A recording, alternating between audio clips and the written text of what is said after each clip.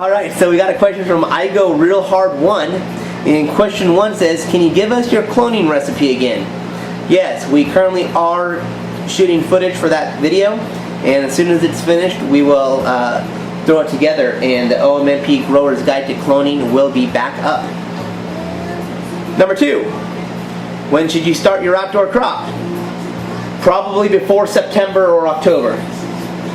Depending on where you live. Depending on where you live. Usually sometime in May is the typical time most people start, at least in Oregon, where I live. You want to wait till the last freeze happens. If you foresee that there's going to be a freeze or some heavy rain coming, you probably want to wait that out. But usually sometime in May is a good time, in our area at least. But I guess in Arizona you can probably grow all year round. Yeah, more. Yeah. September probably. Yeah, so it's probably totally different there. 3. The audacity. This guy asked 4 questions. Pretty arrogant. Jeez. Yeah. 3. Do you use the same pesticides or neem oil for indoor crops as you do for your outdoor crop? From what I understand, you can use neem oil for your outdoor crop. And 4. What is the #1 nutrient that a helpful grower would not grow without? If I had to use one through all 3, it'd be Aqua Shield. That was the only thing I could use the whole time. Aqua Shield. Yep. I'll ask you this question. Okay. The question is though, in what stage of the game? Is this the #1 the nutrient in veg, in flower, or in like clone operation? I think it's fair for you to answer that in all different stages. Okay. So in your cloning operation, what is the In my cloning operation, the #1 ingredient would be Roots Accelerator. And your #1 ingredient with outlet in veg would be? In veg? After cloning, when you're... This is the kind of question I want to have an answer to. In veg, I would say Liquid Karma. Okay. Now, here's a question I would add to that. Do you feel that there are products similar? Is there, first of all, do you have any experience with any other product that's a similar product to Liquid Karma? Like a... well, I know Nirvana is similar. Nirvana. Yeah. Which is basically advanced the advanced nutrients line with basically the exact same thing. If you're using, say, soil synthetics, what direction would you go with that? Would that be like your amino aid? I mean, I'm not sure on these. But I've looked at some of these, the comparable product in different companies is what I'm talking about. Yeah. Trinity Biocatalyst is something I use. And I would say it's very similar to Liquid Karma because of it. Basically, in my opinion, the ingredient in Liquid Karma is yucca. Yeah. So you look into yucca and what it does for plants. That's a similar ingredient that's found in the same percentages in Trinity Biocatalyst. So that's a product I wouldn't say is as important for me as what you're saying the Liquid Karma would be, but I think it's in the same category. Yeah. So anyway, and then so in flour, what would you say would be the most important nutrient to not live without in flour? Maybe I could use my Roots Accelerator in cloning my nursery operation, switch it up to a Liquid Karma in veg, and then move over to Hydrozyme in flour, and I could probably get through a complete run with those 3 products, I bet. Without adding any base units or anything? Well, just the soil alone. Yeah, the soil. Yeah. Just activating what's already in the soil, and that's one thing that I think is important to consider is the fact that the soil you put together is already going to have a lot of what you need. At least a few weeks worth of stuff going. Get you going. Good answer.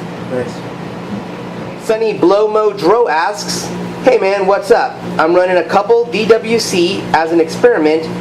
I will pH my water to 5.7, and then when I wake up, like clockwork, my pH is only between 6.1 and 6.5. I have no idea why. Heard it could be temperature. So what do you think, Deadhead? Well, first off, you're going the right direction. If pH is rising, that's a good thing. If it's dropping, you got a problem. One of the things could be if they're eating heavy.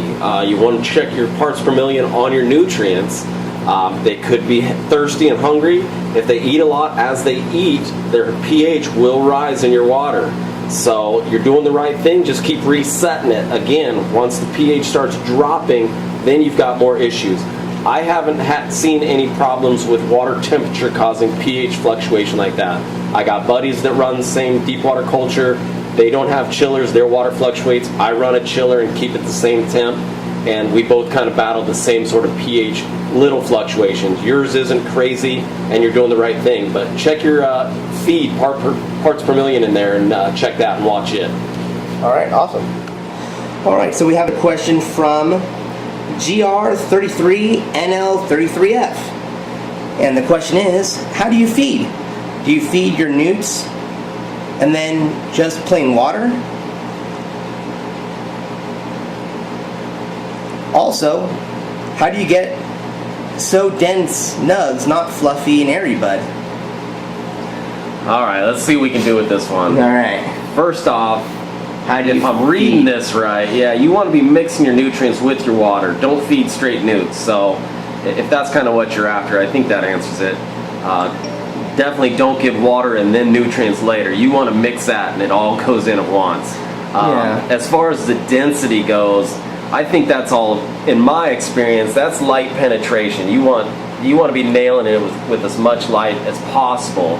I've had experience where I ran some light movers and ran my light too thin over my plants, and it was pretty fluffy bud, which nobody's after. So hopefully that could steer you in the right direction. Yeah, also I would say that strains might have a lot to do with how dense the bud's going to get too.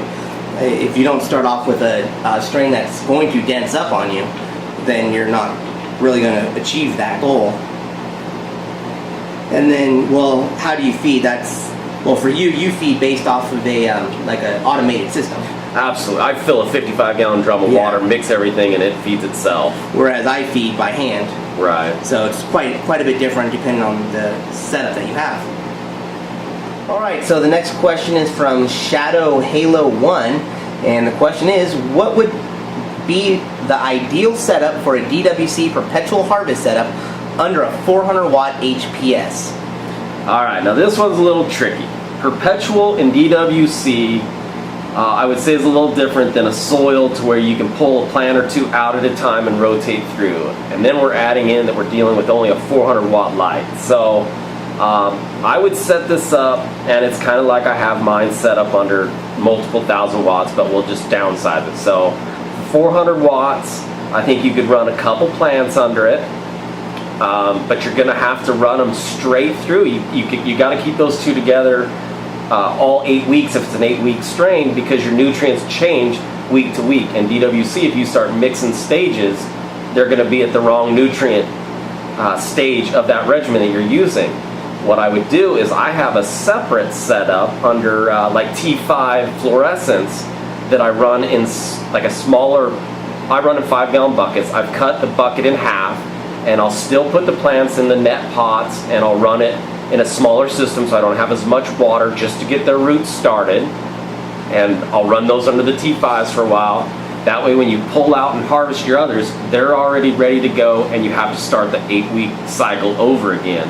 And then to even get it ready for that, so I waste no time, I got an ebb and flow table that I run just the rock wool cubes to get them started for the next stage. So you're never losing any time. But a perpetual in the DWC, you've got to run the full cycle with your plants. You can't pull one out and then run others longer. It's all or nothing. All right, so the next question comes from Super Dr. Green. Out of all your buddies, which of them grows the best quality of product, and what are they using, organics or synthetics? And what are your views on organics and synthetics? All right, so I would say out of all my friends, the best grower would be who we're speaking with right now, and that's Deadhead. He has the largest nugs that I've seen, and just a really nice clean setup. He says it's simple, but it seems extremely complicated to me. But he definitely gets ridiculous yields from his lights. So that's what I'm going off of. So he would be that. And versus organics or synthetics, I have no loyalty to either one. I don't care about organic or synthetic. I just use whatever is easiest for me. At the time, right now, synthetics are the easiest. But organics now are pretty much just as easy. You can buy them right out of the bottle. You don't have to do all those brews and stuff like that if you want. So I don't really know if organics out of a bottle is really organic. Yeah. Like how organic is Roots Organic versus Soul Synthetics compared to someone who's mixing up Benny teas and you know all that kind of stuff.